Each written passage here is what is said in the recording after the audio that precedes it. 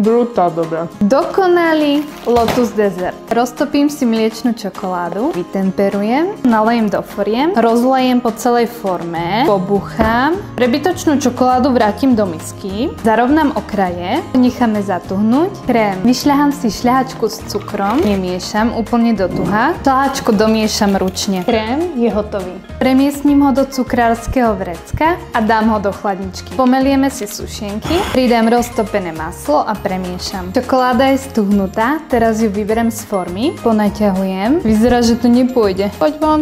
Dobre, ide to. Asi o jednu babovku menej. Toto asi nebude najlepšia forma na temperovanie čokolády. Na spodok dáme sušenkový základ, naplníme krémom, zalejeme natierkou. Ozdobíme sušenkami, šľahačkou a nakoniec pridáme lotus keksik. Máme hotovo. Tak toto musíš vyskúšať. Brutál dobre. Ahojte!